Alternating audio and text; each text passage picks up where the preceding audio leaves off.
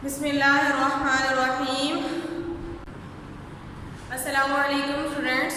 आज हम पढ़ेंगे 9th class chemistry chapter number 3 periodic table and periodicity of properties.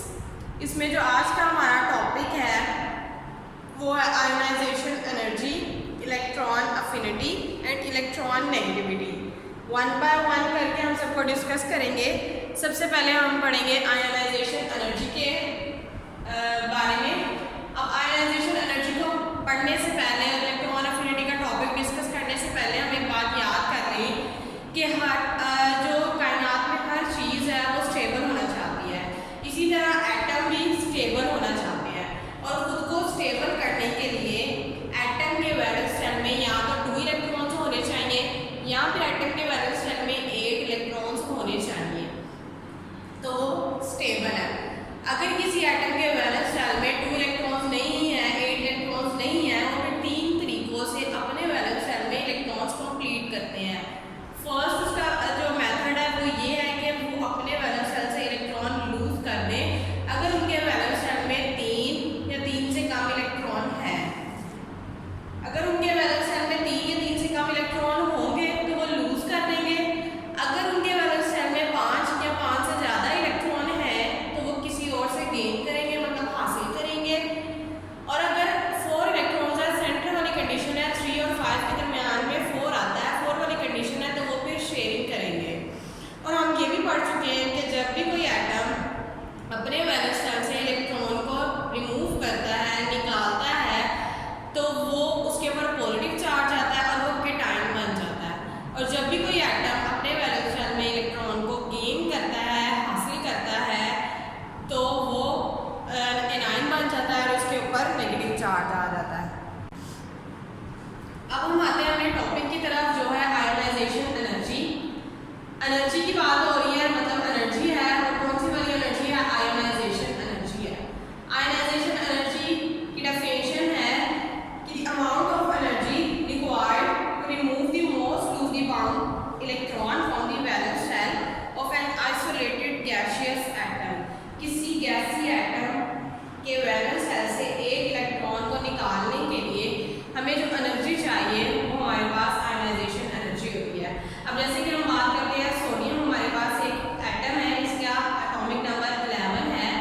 अब एटॉमिक नंबर इसका 11 है तो इसकी डिस्ट्रीब्यूशन किस तरह से करेंगे? फर्स्ट शेल में 2 इलेक्ट्रॉन्स, सेकंड शेल में 8 और 2 10 हो गए, और 1 इसके थर्ड वाले में चला जाएगा। 1 इलेक्ट्रॉन इसके वैलेंस शेल में है। अब इसके वैलेंस शेल में 1 इलेक्ट्रॉन है तो इसे क्या करने हैं? 8 कंप्लीट करने हैं।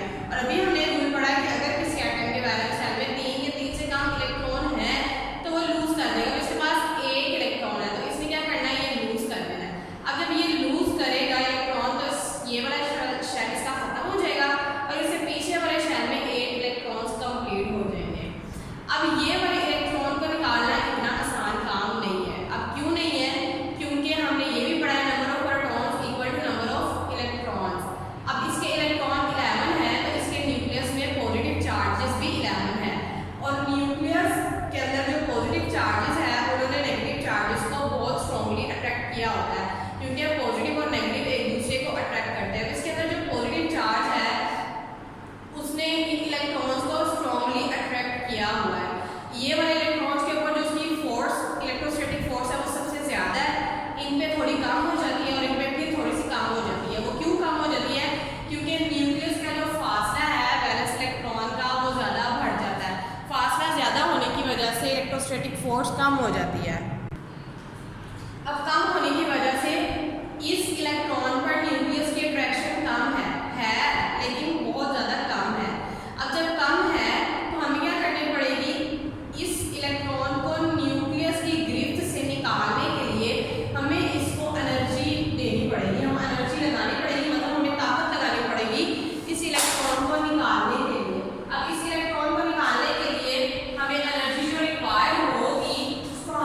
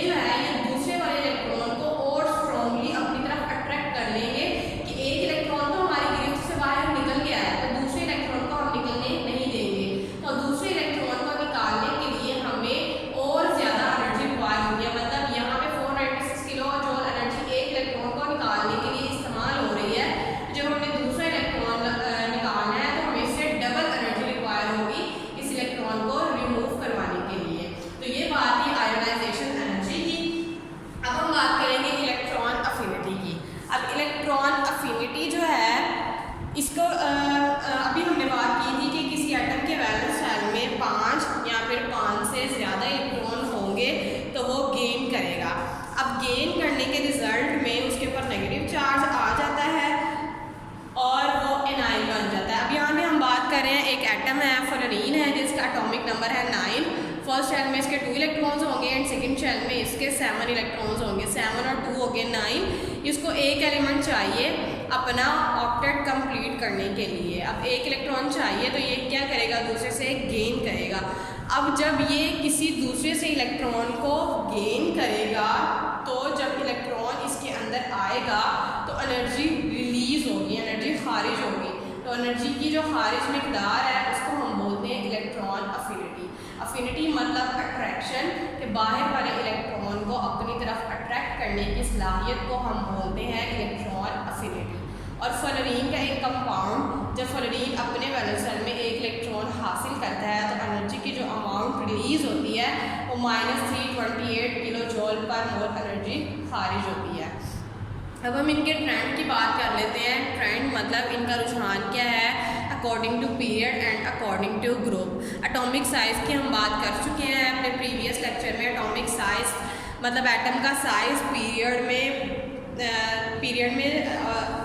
एटम का जो साइज़ है वो दाएं से बाएं की जानिब छोटा होता चला जाता है। क्यों छोटा होता चला जाता है? क्योंकि देखें यहाँ पे हमारे पास सेकंड पीरियड के एलिमेंट्स मैंने लिखे हैं, लिथियम है, बेरिलियम है, boron, carbon, nitrogen, oxygen, fluorine and neon.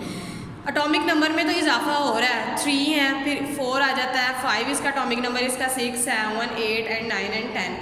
Atomic number में इजाफा हो रहा है तो मतलब पॉजिटिव चार्ज जो अंदर हैं वो भी इंक्रीज़ कर रहे हैं। अब जब सेंटर में पॉजिटिव चार्ज होता है वो क्या करता है, बाहर वाले इलेक्ट्रॉन को अपनी तरफ स्ट्रॉन्गली अट्रैक्ट करके रखते हैं, अपनी तरफ खींच के रखते हैं, क्योंकि इलेक्ट्रॉन के ऊपर नेगेटिव चार्ज होता है और अंदर जो प्रोटॉन होते हैं उनके ऊपर पॉजिटिव चार्ज होता है। अब ये देखिए लिथियम है, इसका एटॉमिक नंबर है 3, एटॉमिक नंबर 3 है, मतलब इसके अंदर जो इलेक्ट्रॉन प्रोटॉन होंगे इन्होंने इसको पॉजिटिव चार्जेस भी 3 हैं, नेगेटिव चार्जेस भी 3 हैं, ये इसको अपनी तरफ अट्रैक्ट करेंगे। इसका साइज़ इतना है। और अगर हम अपने लास्ट वाले की बात करें, एटम की नियॉन है, तो इसके अंदर पॉजिटिव चार्जेस भी 10 हैं और बाहर नेगेटिव चार्जेस भी 10 हैं। अब 3 की निस्बत पॉजिटिव चार्जेस जो 10 है वो ज़्यादा है, तो पॉजिटिव चार्जेस ने नेगेटिव चार्जेस को बहुत ज़्यादा स्ट्रॉन्गली अपनी तरफ अट्रैक्ट किया हुआ है। तो अट्रैक्ट करने के रिजल्ट में ये अंदर की तरफ, क्योंकि पॉजिटिव प्रोटॉन अंदर है न्यूक्लियस के, तो ये अंदर की तरफ खींचेंगे और एटम का जो साइज़ है वो रिड्यूस हो जाएगा, मतलब छोटा होता चला जाएगा। देखिए यहाँ पे अगर पॉजिटिव चार्ज है, यहाँ पे बाहर नेगेटिव चार्ज है, तो पॉजिटिव ने नेगेटिव को अपनी तरफ खींचना अंदर की तरफ, तो एटम का साइज़ जो है वो छोटा होता चला जाएगा। अगर पहले वाले एलिमेंट का साइज़ इतना है तो एक ही पीरियड में जाते जाते एटम का साइज़ बिल्कुल रिड्यूस हो जाता है, छोटा हो जाता है। तो अब हम ये एटॉमिक साइज़ की बात की, अब हम बात करते हैं आयोनाइजेशन एनर्जी की, कि पीरियड में दाएं से बाएं जानिब जाते हुए, बाएं से दाएं जानिब जाते हुए जो आयोनाइजेशन एनर्जी हमें ज़्यादा रिक्वायर होती है या फिर कम रिक्वायर होती है। अब देखें इलेक्ट्रॉन का जो न्यूक्लियस से फासला है वो जितना ज़्यादा होगा उतना हमारे लिए आसान है इलेक्ट्रॉन को निकालना, क्योंकि अट्रैक्शन कम होगी, और जितना न्यूक्लियस से फासला कम होगा हमारे लिए मुश्किल है, क्योंकि अट्रैक्शन इसमें ज़्यादा हो जाती है। अब यहाँ पे न्यूक्लियस की जो अट्रैक्शन है इसका फासला थोड़ा ज़्यादा है, तो अट्रैक्शन कम है, हमें यहाँ पे एनर्जी कम लगानी पड़ेगी। लेकिन जैसे जैसे आगे हम चलते जाएंगे एटम का साइज़ छोटे से छोटा होता चला जाएगा, तो यहाँ पे अट्रैक्शन बहुत ज़्यादा हो गई है। तो जब अट्रैक्शन बहुत ज़्यादा हो गई है तो हमें उतनी ही ज़्यादा एनर्जी लगानी पड़ेगी इस इलेक्ट्रॉन को रिमूव करवाने के लिए। तो आयनाइजेशन एनर्जी की जो वैल्यूज़ हैं वो अलोंग द पीरियड इंक्रीज़ होती चली जाती हैं फ्रॉम लेफ़्ट टू राइट। जैसे जैसे हम बाएं से दाएं जानिब आते हैं तो आयनाइजेशन एनर्जी की वैल्यूज़ हमें ज़्यादा चाहिए होती है, क्योंकि एटम का साइज़ छोटा होता चला जाता है, न्यूक्लियस की अट्रैक्शन ज़्यादा हो जाती है, तो हमें ज़्यादा एनर्जी रिक्वायर होती है इसको निकालने के लिए। इसी तरह हम इलेक्ट्रॉन अफिनिटी की भी बात कर लेते हैं। इलेक्ट्रॉन अफिनिटी मतलब अट्रैक्शन। पहले वाले जो अगर यहाँ पे अफिनिटी मतलब अट्रैक्शन हमने बात की, अगर यहाँ पे बाहर एक इलेक्ट्रॉन पड़ा हुआ है, न्यूक्लियस ने इसको अपनी तरफ अट्रैक्ट करना है, मतलब अंदर की तरफ लेकर आना है। अब न्यूक्लियस का जो अपना वैलेंस इलेक्ट्रॉन है इसी की तरफ फासला इतना ज़्यादा है, तो बाहर वाले पे तो अट्रैक्शन बहुत कम होगी। तो अगर हम जाए पीरियड में तो एटम का साइज़ यहाँ पर रिड्यूस हो गया, मतलब छोटा हो गया।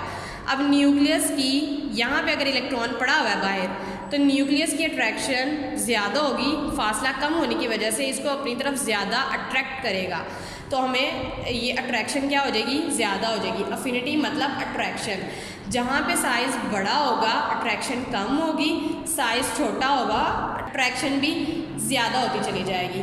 तो इलेक्ट्रॉन अफिनिटी की वैल्यूज़ भी जो है वो अट्रैक्शन भी ज़्यादा हो रही हैं। आयनाइजेशन एनर्जी और इलेक्ट्रॉन अफिनिटी का ट्रेंड सेम है अलोंग द पीरियड के पीरियड में लेफ़्ट टू राइट आते हुए आयनाइजेशन एनर्जी भी हमें रिक्वायर ज़्यादा चाहिए और इलेक्ट्रॉन अफिनिटी की वैल्यूज़ भी जो है वो इंक्रीज़ हो जाती हैं, अट्रैक्शन ज़्यादा हो जाती हैं।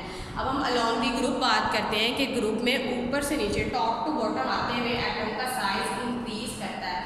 क्यों इंक्रीज करता है? क्योंकि नंबर ऑफ शेल्स इंक्रीज करते जाते हैं। जैसे कि हमने प्रीवियस लेक्चर में पढ़ा था कि एटम जो एलिमेंट जिस पीरियड से बिलोंग करता है उसके उतने ही शेल हैं। अब मैंने ग्रुप नंबर 1 के एलिमेंट्स के लिखे हैं। ग्रुप नंबर 1 लिथियम है, सोडियम है, पोटाशियम है, रुबीडियम है और सीजियम है। ये पीरियड नंबर 2 से बिलोंग करता है, मतलब इसके 2 शेल होंगे। ये पीरियड नंबर 3 से बिलोंग करता है, 3 होंगे। इसके 4 शेल होंगे, इसके 5 होंगे और इसके 6 शेल होंगे। मतलब साइज क्या हो जाएगा, इंक्रीज करता जाएगा, बढ़ता चला जाएगा। अब छोटे साइज के एटम के अंदर से इलेक्ट्रॉन को निकालना मुश्किल काम है और बड़े साइज के एटम से इलेक्ट्रॉन को निकालना आसान काम है। इसी तरह छोटे साइज का एटम होगा तो बाहर अगर इलेक्ट्रॉन होगा तो उसको अट्रैक्ट करना ज़्यादा आसान है और बड़े साइज के एटम में इलेक्ट्रॉन की अट्रैक्शन कम होती चली जाती है। तो अगर हम टॉप टू बॉटम आए आप ग्रुप तो आयनाइजेशन एनर्जी की वैल्यूज डिक्रीज हो जाती हैं। इसको निकालने के लिए हमें बहुत कम एनर्जी चाहिए। इसका देखें एटम का साइज छोटा है लेकिन ऊपर से नीचे आ जाएंगे तो एटम का साइज बड़ा हो गया। इसको हम इजीली रिमूव करवा सकते हैं, बहुत कम हमें एनर्जी चाहिए क्योंकि न्यूक्लियस का फासला ज़्यादा हो गया, एनर्जी हमें कम चाहिए होगी। तो आयनाइजेशन एनर्जी की वैल्यूज डिक्रीज हो जाएंगी। और अगर यहाँ पे बाहर इलेक्ट्रॉन पड़ा हुआ है तो अट्रैक्शन की अफिनिटी मतलब अट्रैक्शन, न्यूक्लियस ने अट्रैक्ट करना है इस इलेक्ट्रॉन को तो उसकी अट्रैक्शन बहुत कम होगी, तो इलेक्ट्रॉन अफिनिटी की वैल्यूज भी जो है वो डिक्रीज कर जाएंगी। तो आयनाइजेशन एनर्जी और इलेक्ट्रॉन अफिनिटी का जो ट्रेंड है along the period and along the group same है। अगर हम पीरियड में बाएं से दाएं जाने चाहते हैं तो आयनाइजेशन एनर्जी हमें ज़्यादा चाहिए होती है और अगर ग्रुप में ऊपर से नीचे आते हैं तो आयनाइजेशन एनर्जी की वैल्यूज डिक्रीज कर जाती हैं। इसी तरह electron affinity along the period increase करती है और top to bottom in a group decrease करती चली जाती है। ये हमारा था ionization energy and electron affinity का टॉपिक। अब हमारा जो नेक्स्ट टॉपिक है वो है इलेक्ट्रॉन नेगेटिविटी का। अब इलेक्ट्रॉन का वर्ड मतलब इलेक्ट्रॉन, नेगेटिविटी को शो कर रहा है, मतलब नेगेटिव चार्ज को शो कर रहा है। और हमें पता है कि जब भी एटम अपने वैलेंस शेल में इलेक्ट्रॉन को गेन करता है, किसी दूसरे एटम से इलेक्ट्रॉन को हासिल करता है तो उसके ऊपर नेगेटिव चार्ज आता है। तो ये इलेक्ट्रॉन नेगेटिविटी मतलब किसी दूसरे इलेक्ट्रॉन को अपनी तरफ अट्रैक्ट करने की जो सलाहियत है उसको हम बोलते हैं इलेक्ट्रॉन नेगेटिविटी। इसको हम एक एग्जाम्पल से समझते हैं। हमारे पास एक कंपाउंड है हाइड्रोजन क्लोराइड, एसिड है हमारे पास हाइड्रोक्लोरिक एसिड भी, इसको हम बोलते हैं HF। हाइड्रोजन है, इसके वैलेंस शेल में 1 इलेक्ट्रॉन है। फ्लोरीन ग्रुप नंबर 17 से बिलोंग करता है, इसके वैलेंस शेल में 7 इलेक्ट्रॉन है। 1 2 3 4 5 6 एंड 7 इलेक्ट्रॉन है। ये क्या करते हैं, दोनों इलेक्ट्रॉन्स की शेयरिंग करते हैं। शेयरिंग करने के रिजल्ट में हाइड्रोजन का डुप्लेट भी कंप्लीट और फ्लोरीन का ऑक्टेट भी कंप्लीट हो जाता है। अब जब शेयरिंग हो जाती है तो दोनों जो हमारे पास एलिमेंट्स हैं उनकी कोशिश होती है कि ये जो शेयर पेयर ऑफ इलेक्ट्रॉन है, पेयर मतलब जोड़ा, शेयर मतलब शेयर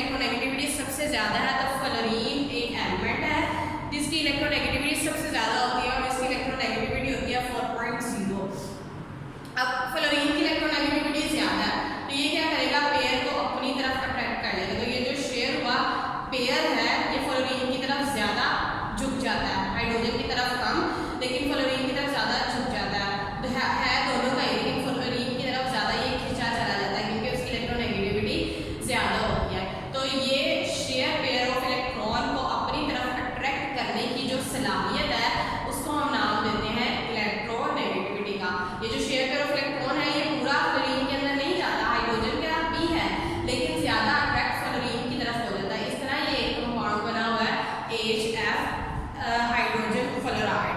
अब हम बात करते हैं इसके ट्रेंड की। ट्रेंड मतलब रुझान along the period and along the group. अगर हम पीरियड में बाएं से दाएं जानिब जाएं तो हमें पता है कि एटम का साइज़ क्या हो जाता है, रिड्यूस हो जाता है, छोटा हो जाता है। और जो छोटे साइज़ का एटम है उसकी अट्रैक्शन अपने वैलेंस इलेक्ट्रॉन तक ज़्यादा होती है और बाहर वाले इलेक्ट्रॉन पर भी ज़्यादा होती है। और जब हम ग्रुप में ऊपर से नीचे आते हैं, टॉप टू बॉटम आते हैं, तो एटम का साइज़ इंक्रीज़ कर जाता है। और जब एटम का साइज़ इंक्रीज़ कर गया है तो ये न्यूक्लियस की जो अट्रैक्शन है अपने वैलेंस इलेक्ट्रॉन तक ही कम है, तो बाहर वाले इलेक्ट्रॉन को ये किस तरह से अट्रैक्ट करेगा। देखिए इसकी अट्रैक्शन इस पर ज़्यादा होगी जबकि इसकी अट्रैक्शन इस पर कम होगी।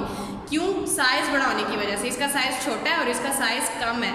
इसका साइज़ कम होने की वजह से इसकी अट्रैक्शन ज़्यादा है, इसका साइज़ ज़्यादा होने की वजह से इसकी अट्रैक्शन कम है। तो अगर छोटे साइज़ का एटम है तो उसकी अट्रैक्शन ज़्यादा होगी और अगर बड़े साइज़ का एटम है तो उसकी अट्रैक्शन कम होगी। तो जैसे जैसे हम पीरियड में आते हैं, अलोंग दी पीरियड आते हैं from left to right, and electronegativity की जो वैल्यूज़ है वो इंक्रीज़ करती जाती हैं। क्यों इंक्रीज़ करती जाती है? मतलब ज़्यादा होती जाती है इलेक्ट्रोनेगेटिविटी, क्योंकि एटम का साइज़ बहुत ज़्यादा छोटा होता है। जो छोटे साइज़ के एटम होंगे वो इस इलेक्ट्रॉन को अपनी तरफ ज़्यादा अट्रैक्ट करेंगे, स्ट्रॉन्गली अट्रैक्ट करेंगे।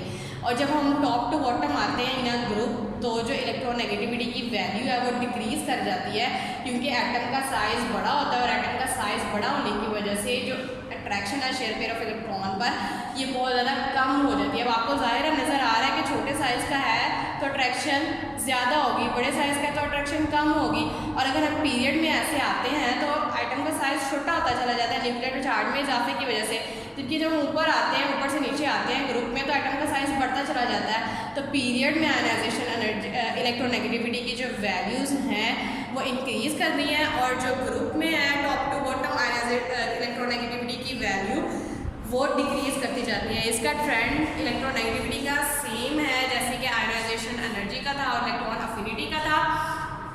हमने टोटल इस तरह के 5 टॉपिक्स पढ़े हैं। सबसे पहले था एटॉमिक रेडियस, फिर था शील्डिंग इफेक्ट, फिर आयनाइजेशन एनर्जी, फिर next electron affinity and last one is electron negativity. इसमें जो एटॉमिक रेडियस और शील्डिंग इफेक्ट है उन दोनों का ट्रेंड सेम है और जो आयनाइजेशन एनर्जी, इलेक्ट्रॉन अफिनिटी और इलेक्ट्रॉन नेगेटिविटी इन तीनों का ट्रेंड सेम है।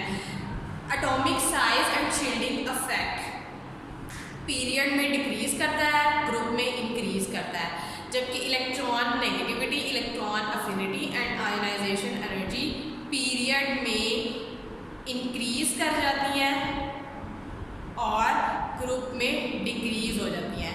हमारा चैप्टर भी कंप्लीट हो गया, हमारे टॉपिक्स भी कंप्लीट हैं।